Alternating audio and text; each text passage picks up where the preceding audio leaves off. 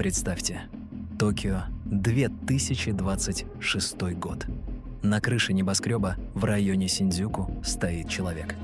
В его руках не смартфон, а длинный меч – Тати. Он только что закончил утреннюю медитацию, проверил котировки акций через нейроинтерфейс и теперь готовится к битве в зале совета директоров. Это не косплей и не съемки исторического фильма. Это реальность, в которой сословие самураев никогда не исчезало. Как бы выглядел мир, если бы воины, для которых честь дороже жизни, столкнулись с эпохой дипфейков, искусственного интеллекта и корпоративных войн? Стали бы они элитными телохранителями, цифровыми аскетами или опасными пережитками прошлого? Сегодня мы разберем самый стильный сценарий альтернативной истории – «Самураи в 2026 году». Доставайте свои вакидзаси, мы начинаем. Часть первая. Исторический фундамент. Чтобы понять самурая будущего, нужно вспомнить, кем они были в прошлом. Почти 700 лет. С 12 века и до реставрации Мэйдзи это сословие было хребтом Японии. Это были не просто наемники, а военная аристократия. Их жизнь регулировалась жестким каркасом. Бусидо, 7 добродетелей. Справедливость, мужество, доброта, почтение, честность, честь и преданность. Для самурая эпохи Эдо меч был душой, а ошибка часто означала ритуальное искупление. В нашей реальности 1876 год поставил точку. Самураям запретили носить мечи, их привилегии упразднили. Но что, если в какой-то момент истории традиция оказалась сильнее реформ? Что если в 2026 году каста воинов не просто выжила, а интегрировала свои древние догматы в цифровую ДНК человечества? Дух 12 века, упакованный в технологии 21-го. Если тебе нравится видео, ставь лайк и не забудь подписаться. А мы продолжаем. Часть вторая. Социальный статус и корпоративное бусидо. Главное заблуждение. Думать, что самураи в 2026-м бегали бы по улицам и хаотично рубили прохожих. Нет. Если бы сословие сохранилось, оно бы адаптировалось под нужды капитализма.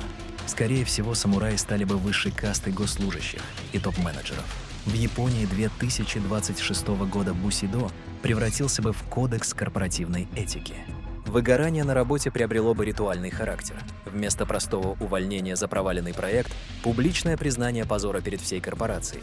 Представьте современные костюмы тройки, сшитые из кевлара, с прорезями для ношения двух мечей. В этом мире ношение холодного оружия было бы легальной привилегией, подтвержденной лицензией служилого сословия. Но самое интересное – образование. Самурайские школы, додзё, стали бы престижнее Гарварда. Там учили бы не только фехтованию, но и кибербезопасности, квантовой стратегии и каллиграфии на планшетах. Часть третья. Технологии и снаряжение. Какой арсенал самурая 2026 года? Технологии изменили бы все, кроме сути инструмента. Нанокатана. Лезвие из сверхпрочных сплавов, которое не тупится. Возможно, с использованием вибрационных технологий для разрезания бронедронов. Броня. Забудьте о тяжелых пластинах. В 2026-м это умная ткань. Легкое кимоно, которое мгновенно твердеет при физическом ударе благодаря неньютоновским жидкостям. Кибербусидо. Самураи могли бы использовать нейроимпланты для ускорения реакции. В бою время для них буквально замедляется. Но здесь кроется главный конфликт. Считается ли честным бой, если твой мозг разогнан чипом? Вероятно, возникло бы движение чистой стали. Радикалы, которые отказываются от имплантов, полагаясь только на человеческие рефлексы. Настоящий самурай против киборга-наемника – это был бы главный заголовок новостей. Часть четвертая. Ронины и Даркнет. Что делать тем, кто потерял своего господина или чья корпорация обанкротилась? В 2026 году Ронин – это не просто бродяга, это элитный хакер-фрилансер или цифровой призрак. В мире, где все завязано на данных, самурай без хозяина мог бы стать защитником угнетенных в Даркнете.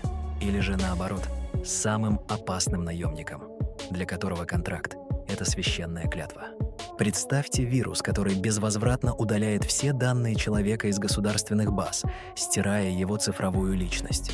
Для самурая 2026 года такая гражданская смерть страшнее физической.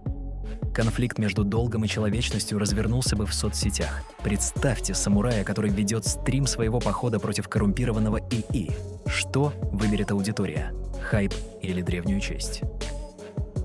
Часть 5. Глобальный мир и финал традиции. К 2026 году самурайство перестало бы быть чисто японским феноменом. Это стала бы глобальная философия. Путь воина покупали бы как подписку на элитный коучинг. Но осталась бы в этом душа. Скорее всего, настоящие самураи стали бы последними романтиками. В эпоху, когда дрон может уничтожить цели с космоса, их приверженность ближнему бою выглядит безумно, но величественно.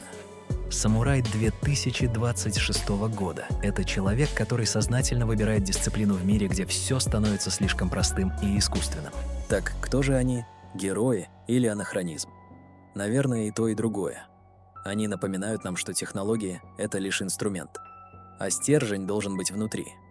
А как вы думаете, выжил бы кодекс Бусидо в мире ТикТок и нейросетей? Или самураев просто превратили бы в туристический аттракцион? Пишите в комментариях. Обсудим. Ставьте лайк, если досмотрели до конца, и подписывайтесь. Впереди еще много альтернативной истории. Удачи и помните, ваш путь — это ваш выбор. До связи.